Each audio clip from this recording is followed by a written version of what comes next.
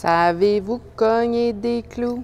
À la mode, savez-vous cogner des clous? Annie, c'est commencé! Pour votre prochain projet de construction ou de rénovation, savez-vous de quels documents vous aurez besoin?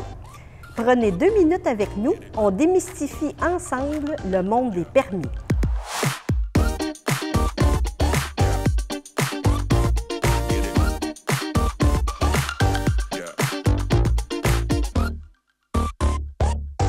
La plupart des projets de construction et de rénovation demandent un permis ou une déclaration de travaux. Pourquoi? Pour s'assurer que la construction et la rénovation de bâtiments ou d'équipements accessoires se fassent en conformité avec la réglementation d'urbanisme. C'est aussi pour respecter les normes de qualité, d'architecture et de protection de l'environnement. Vous prévoyez par exemple la construction d'une remise? Julie, première étape? Communiquez avec le 311 pour connaître la bonne réglementation pour votre projet. Nos collègues vous diront quels documents remplir. Dans ce cas-ci, ce serait la demande de permis pour bâtiments, accessoires ou rénovation. Deuxième étape? Une fois le formulaire complété, remplissez les documents obligatoires à joindre à votre demande. Dernière étape, quand vous avez tout ça en main, ne reste plus qu'à acheminer le tout, soit par courriel au 311a-v3r.net ou en personne dans l'un de nos points de service. Combien de temps ça peut prendre avant de recevoir son permis? Ça dépend de l'achalandage puis de la complexité du projet.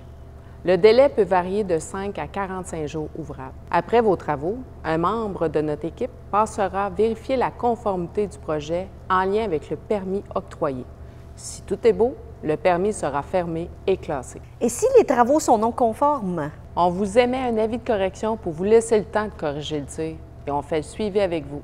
Selon la situation, le document dont vous avez besoin, c'est peut-être une déclaration de travaux. La déclaration de travaux s'applique généralement pour des travaux résidentiels plus légers. Donc, ça s'appliquerait par exemple si je voulais changer mes armoires de cuisine ou encore si je changeais le revêtement de ma toiture.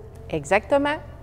Cependant, avant de sortir la masse, renseignez-vous pour être certain que la déclaration de travaux soit admissible pour votre projet. Finalement, dans les autres types de documents importants autres que les projets de construction, il y a aussi les autorisations et les certificats.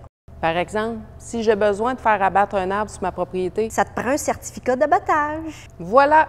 L'idée avec les permis, c'est pas d'être contraignant, au contraire. C'est juste d'être égal pour tout le monde et s'assurer qu'on ne puisse pas faire n'importe quoi, n'importe comment.